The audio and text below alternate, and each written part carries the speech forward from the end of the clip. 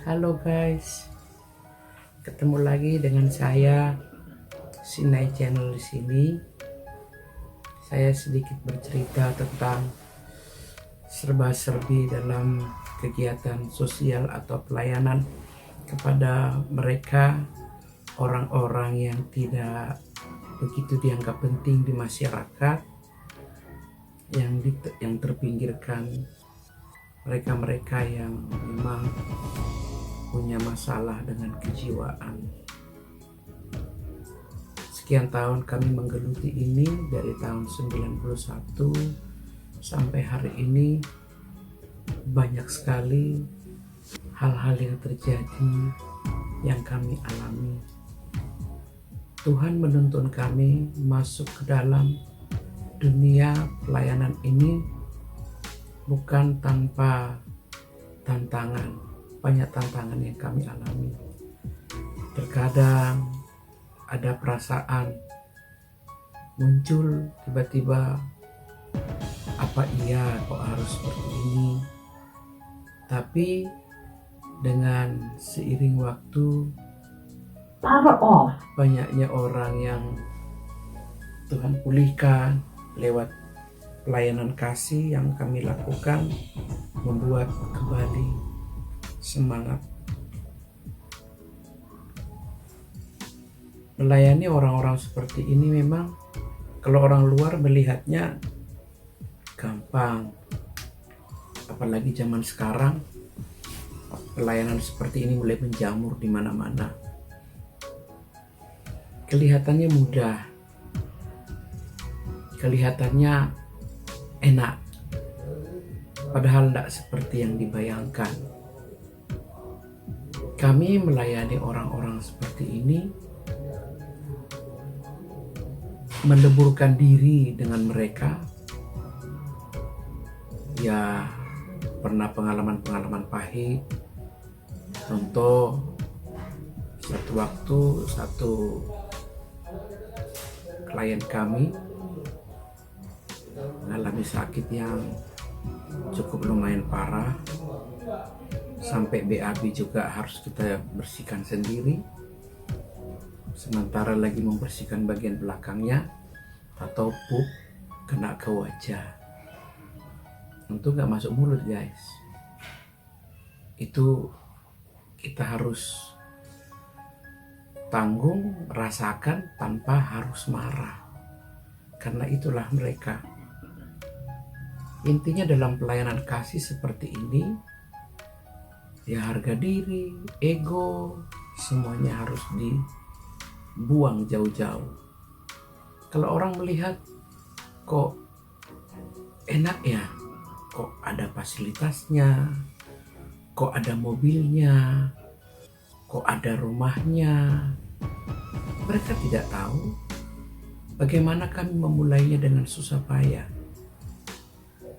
Kami punya panggilan di sini. Terpanggil dengan dipanggil itu berbeda. Yang namanya terpanggil itu banyak unsur. Tapi kalau namanya dipanggil, ada satu oknum, yaitu Tuhan yang memanggil.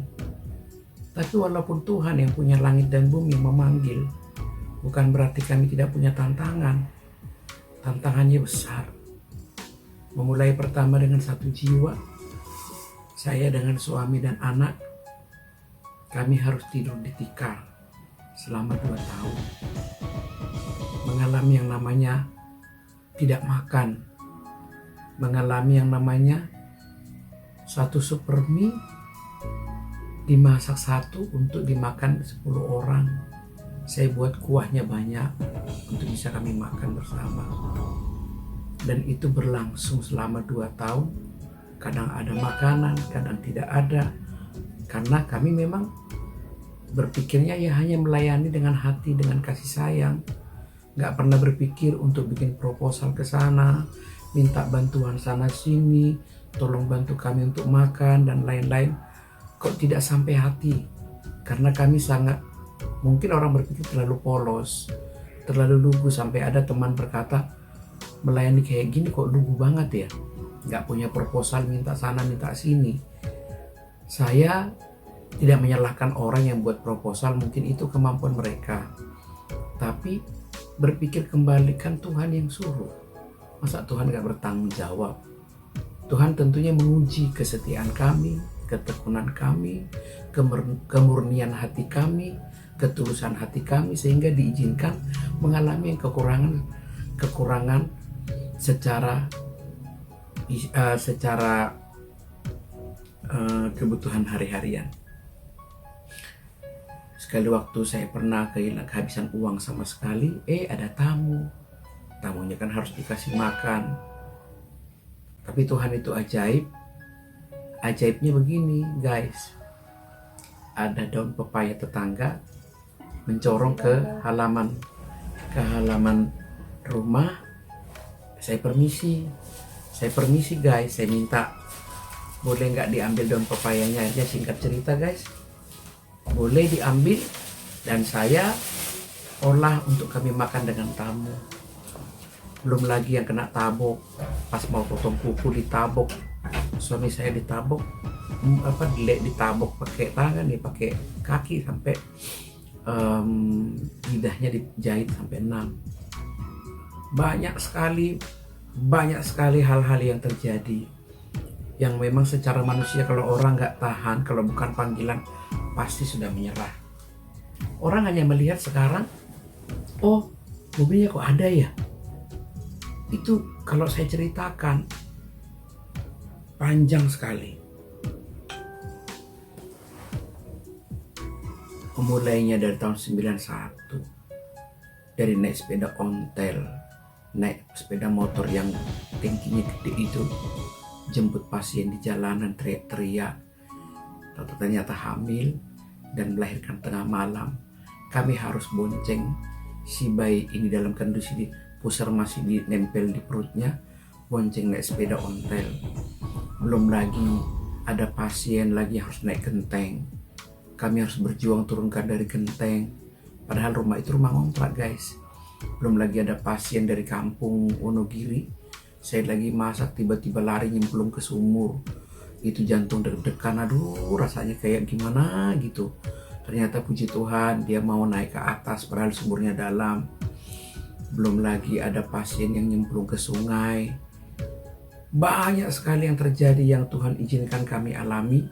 Dan kalau teman-teman sekarang ini melihat, orang luar melihat, oh Sinai kok kayak gini, itu hanya bagian yang mengikuti kami di belakang, dan memang itu kebutuhan yang kami butuhkan. Kalau orang mungkin melihat kok ada mobilnya 4 ya, bukan itu cita-cita kami. Kami melayani jujur, Tuhan tahu hati ini yang paling dalam.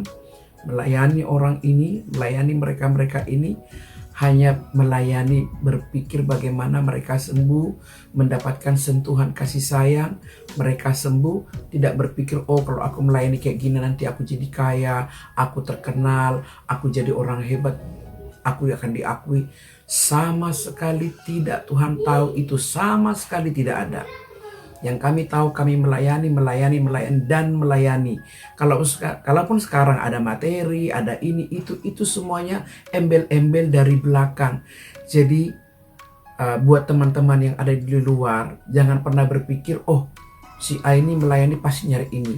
Tidak sama seperti itu, tidak sama seperti yang teman-teman pikirkan dan bayangkan. Kendala-kendala yang lain dari keluarga pasien misalnya, mereka tidak kami salahkan sepenuhnya. Jadi kalau udah naruh keluarganya di sini, berharap kami dibagaikan dewa yang menyembuhkan jiwa mereka yang sudah rusak. Dokter jiwa sekalipun sudah memvonis orang yang seperti ini akan mengalami sakit jiwa seumur hidup. Itu menjadi penyakit seumur hidup. Tapi kita masih punya Tuhan, itu kan kata dokter.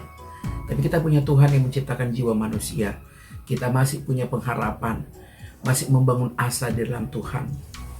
Jadi hal itu yang membuat kami terus tidak menyerah. Kalaupun tidak ada yang sembuh, orang bertanya, kok nggak sembuh? Kembali lagi saya katakan, kami ini bukan Tuhan. Kami ini bukan dewa yang bisa memulihkan jiwa orang. Jiwa itu milik Tuhan. Kami hanya melatih mereka, bagaimana mereka menjadi orang yang bisa bertanggung jawab untuk diri mereka sendiri, mereka bisa mandi sendiri, mereka bisa makan sendiri, mereka tahu warna apa, mereka mengerti bagaimana BAB di WC dan lain-lain. Kami hanya melatih bagaimana fisik mereka, kesehari-harian mereka. Tapi kalau jiwa, itu tanggung jawab Tuhan guys, bukan tanggung jawab kami. Kami hanya berdoa mohon belas kasihan Tuhan supaya mereka sembuh, dan puji Tuhan banyak yang sudah Tuhan pulihkan lewat pelayanan kami, orang yang masih punya banyak kekurangan ini. Saya dengan suami banyak kekurangan, kami nggak sempurna seperti yang mungkin Anda harapkan, teman-temanku harapkan. Bayangkan kami sempurna, sabarnya sempurna, telatennya sempurna, belum. Terus belajar, kami belajar terus. Jadi di luar sana kadang-kadang berpikir, wah memang ada saatnya kami mendisiplin klien kami. Contoh kalau mereka sudah berbuat anarkis kepada teman-teman mereka, itu perlu kami disiplin. Disiplin dengan cara kami sendiri, tentunya tidak menyiksa, tentunya tidak membahayakan mereka, tapi ada disiplin. Kalau mereka sudah mulai anarkis, mereka membahayakan nyawa orang lain, ya. Jadi itulah serba-serbi pelayanan di Yayasan Sinai. Kalau orang bertanya, donatur kalian ada nggak? Puji Tuhan sampai hari ini donatur kami menetap belum ada. Donatur kami menetap adalah Tuhan, dan memang kami punya istilah ada subsidi silang. Ada keluarga yang mampu memberi untuk menopang yang lain, dan yang lain, dan yang lain, dan begitu seterusnya. Ada anak-anak Tuhan yang tergerak mengantarkan persembahan mereka lewat mungkin sembako dan lain-lain. Itu yang kami gunakan. Jadi kami tidak pernah berpikir untuk bermewah-mewah, karena hidup ini hanya sementara. Apapun yang kita kerjakan itu akan diingat nanti sekali waktu, dan kalau sudah dipanggil Tuhan itu akan tinggal semuanya. Jadi tidak ada berpikir wow supaya begini, wow supaya A, B, C dan lain-lain. Dijauhkan Tuhan dari hati kami ketamakan, ingin memiliki harta benda, kekayaan yang melimpah ruah, tidak. Makan, pakaian, itu sudah cukup. Teman-teman suka bertanya, apa masih pengen punya rumah? Sudah enggak. Uang rumah mau dibawa kemana? Yang penting anak-anak sembuh, mereka sehat, semuanya ditangani dengan baik, mereka makan yang bergizi. Serba-serbi di sini tuh banyak sekali. Dari luar, dari keluarga pasien, dari pasien sendiri, dari staf sendiri, dan dari mana-mana. Tapi semuanya itu warna-warni yang membuat kami harus tetap tegar, harus tetap kuat. Apalagi usia saya nggak muda lagi, sebentar lagi hampir 60 tahun guys. Jadi buat teman-teman sekalian yang melihat tayangan ini, tolong dukung dalam doa supaya kami tetap kuat, kami tetap tekun, kami tetap sabar, kami sehat. Intinya paling kuat, yang paling utama adalah sehat jasmani, khususnya rohani, dan mental kami. Memang ada kerinduan untuk kami mendapatkan lahan yang lebih luas lagi, agar anak-anak kami bisa tinggal di tempat yang lebih nyaman, tempat pertanian, ada tempat untuk bertani ikan, bertani sayuran, dan lain-lain sebagainya, jauh dari pabrik. Tapi itu hanya harapan kepada Tuhan, menggantungkan harapan kembali kepada Tuhan. Kalau Tuhan bilang iya, ya pasti Tuhan akan utus orang. Mungkin akan bagaimana caranya, Tuhan yang punya rahasia untuk itu. Kami tidak terlalu muluk-muluk. Dikasih lahan seperti ini aja untuk anak-anak kami sudah sangat bersyukur. Jadi sekelumit serba-serbi tentang pelayanan kami di Sinai guys. Pelayanan memberi hidup kami, melebur hidup kami untuk anak-anak kami di sini. Demikian. Kalau saya ceritakan semuanya, nanti YouTube-nya nanti panjang sekali guys. Nggak bisa diceritakan semuanya. Terima kasih untuk teman-teman yang sudah mensubscribe, like, dan juga share, karena ini juga salah satu bentuk pelayanan membantu kami.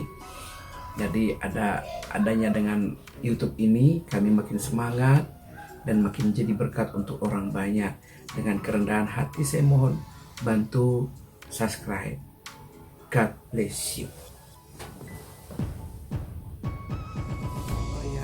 Oh ya guys, ada lagi saya tambahin. Selain orang-orang dewasa yang kami rawat, jompo orang jalanan, jompo yang dari jalanan juga ada juga bayi-bayi yang tidak dikehendaki kehadirannya, dan mereka itu sangat membutuhkan perhatian ekstra dari kami. Kami menjadi ayah ibu mereka, dan mereka sudah pada sekolah semuanya. Masih ada 2 deh yang belum sekolah. Satu usia 4 bulan, yang satu 1 tahun. Selebihnya hampir bersamaan usia mereka, ada yang 6 tahun, 5 tahun, 4 tahun. Mereka semua sekolah. Tuhan percayakan di tangan kami. Tentunya guys bisa membayangkan susu dan buku mereka dan lain-lain. Saya percaya Tuhan pasti menolong mereka sampai mereka dewasa kelak. Itu sebagian sebelum serba-serbi di Yayasan Sinai.